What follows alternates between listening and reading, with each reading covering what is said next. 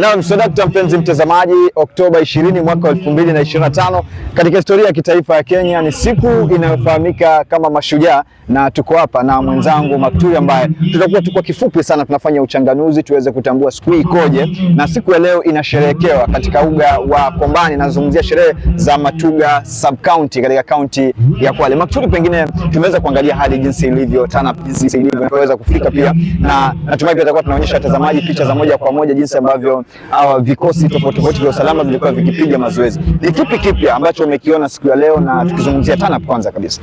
Tukianza na TANAP, asante sana Bwana Dennis kwa kuweza kunipatia fursa hii ya kuweza kuchanganua na kueleza TANAP yetu ya leo katika shughuli nzima ya kusherehekea siku ya Mashujaa katika nchi yetu hii ya Kenya. Kwanza ikumbukwe kuwa tunaposherehekea siku hii yetu ya leo ni siku kubwa sana ambayo tumeienzi kwa muda mrefu. Ni siku ambayo iliweza kubadilika hadi mwisho ikaweza kubatizwa jina la siku ya Mashujaa. Na ikumbuka kuwa kuna mashujaa wengi sana ambao walitusaidia kujinasua kutoka kwenye ile mitego ya ukoloni hadi pale ambapo tumefikia hii siku yetu ya leo. Sisi kama vijana tunasema hongereni sana mashujaa wetu. Lakini tukiangalia TANAP yetu iko chini sana Bwana Dennis, na hii inasababishwa na kuwa vijana wengi wa sasa bado hawajawahi kuweza kuelewa umuhimu ama kuweza kupata ufasaha wa kuelewa umuhimu wa siku hii yetu ya leo. Iwapo wangeweza kupatiwa zile nasaha na kuweza kuboreshewa umuhimu wa siku hii yetu ya leo, basi tungeweza kuwa na TANAP kubwa sana kwa hii siku yetu ya leo. Na pili pia nimepata kufahamu kuwa kando na kuwa shughuli hizi zinafanyika katika uwanja huu wa Kombani Force Grounds hapa Matuga sub county, naelewa kuwa Matuga inakusanya madi mbili kubwa ambayo ni Ngombeni na Waa.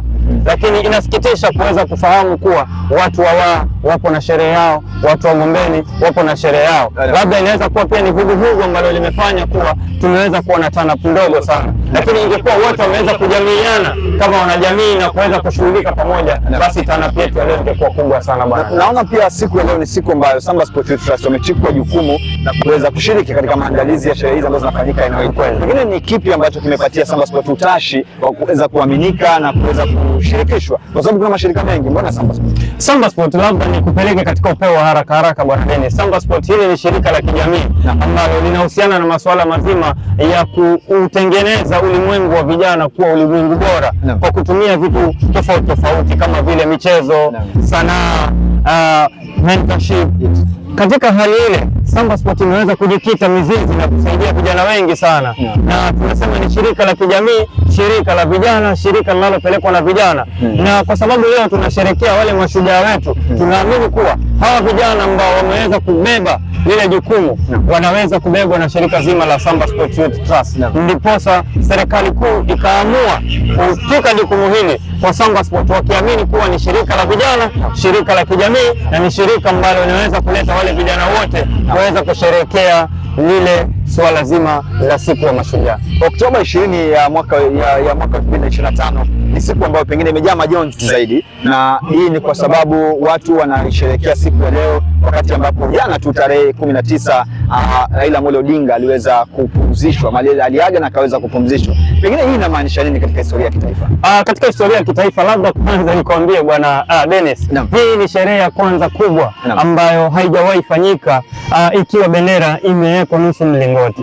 Kwa hiyo kando na kuwa tupo katika majonzi, pia tunaweza kusherehekea ule ufasaha ama ule uweji, ubepari ambao bwana hayati Raila Amolo Odinga ameweza kuutenda kwa serikali yetu hii ya Kenya, kwa sababu yeye amekuwa miongoni mwa wale mashujaa tetezi katika masuala mazima kuhakikisha kuwa nchi yetu inaweza kuenda katika hali iliyonyooka, hali sambamba. Kwa hiyo kando na majonzi, bado tunamsherehekea kwa sababu tunasema chake si kifo tu, bali ni sherehe ya utukufu ya mtu ambaye ameweza kutukomboa. Asante. Watu wanasherehekea mashujaa wao leo, wewe shujaa wako ni upi?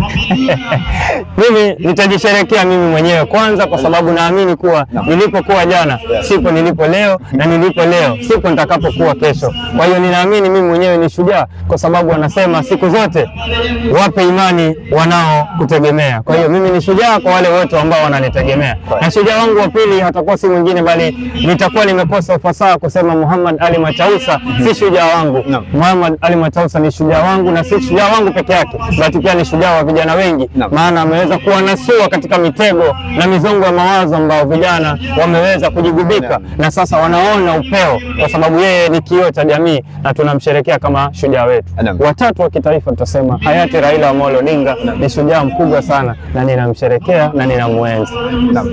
Okay, mpenzi mtazamaji, kama unavyoweza kujionea, pengine tuweze kumhakikishia mtazamaji kuwa sisi kuwa hapa siku ya leo tutakuwa tunampatia picha za moja kwa moja hotuba ambazo tolewa hapa, kikubwa zaidi kuhakikisha kuwa anakuwa updated, na kwa sababu hiyo pengine tumwambie tu yeye ni shujaa wetu.